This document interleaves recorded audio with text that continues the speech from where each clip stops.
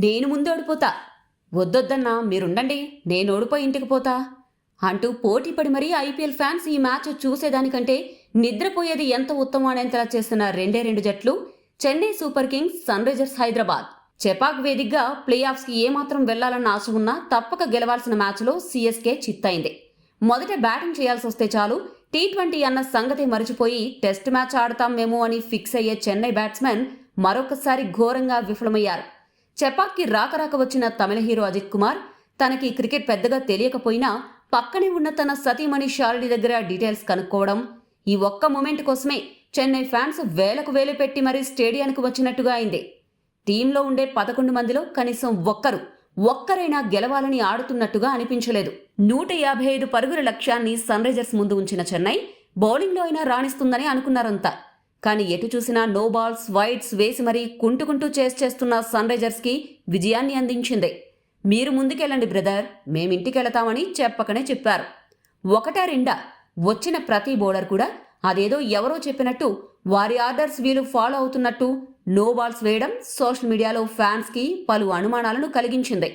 ఎప్పుడు చూసినా ముంబై ఇండియన్స్ మాత్రం అంపైర్ని కొనేశారు అంటూ రెచ్చిపోయే న్యూట్రల్ ఫ్యాన్స్ చెన్నై బౌలింగ్ వాలకం చూసి అసలు ఫిక్సింగ్ అనే మాట వాడాల్సింది ముంబైకి కాదు చెన్నైకి అంటూ డిక్లేర్ చేసి పడేశారు.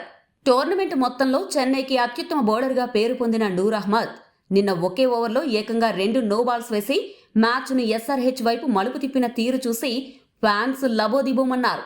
ఇక మతీషా పతిరానా గురించి ఎంత తక్కువ మాట్లాడుకుంటే అంత మంచిది. జూనియర్ మలింగా అన్నారు, యార్కర్ వేస్తే బ్యాట్స్మెన్కి చుక్కలే అన్నారు.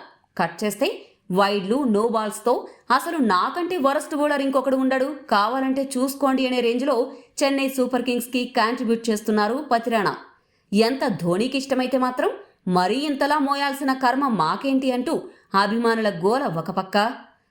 సీఎస్కే ఈసారి గెలవడం అటుంచి అసలు భవిష్యత్తులో ఆ జట్టు మనుగడ సాధ్యమేనా? ముందు అది కదా మనం మాట్లాడుకోవాల్సిందే. ఇవి చెన్నై ఫ్యాన్స్ ఆన్లైన్లో చర్చించుకున్న టాపిక్స్.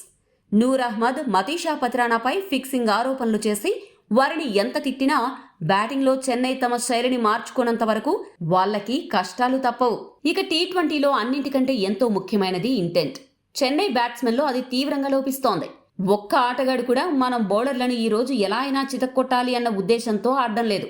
ఎంతసేపు వికెట్ పడకుండా డిఫెన్సివ్ మైండ్ సెట్తో టీ20 క్రికెట్ ఆడితే గెలవడం అసాధ్యం.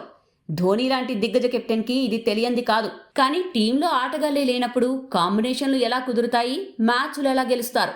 రాక వచ్చిన డెవాల్డ్ బ్రేవిస్ మెరుపులు మెరిపించినా అతనికి సరైన తోడు అవతల ఎండ్లో లేకపోవడం సీఎస్కే దుస్థితికి అద్దం పట్టే చిహ్నం. ఎలాగో ఇంటికి పోయినట్టే కాబట్టి కనీసం ఇక మీదట ఆడే మ్యాచ్ల్లో అయినా ఇంటెంట్ ఎలా ఉంటుందో చెన్నై సూపర్ కింగ్స్ జట్టు చూపిస్తే చూసి తరిద్దామని అభిమానుల కోరిక.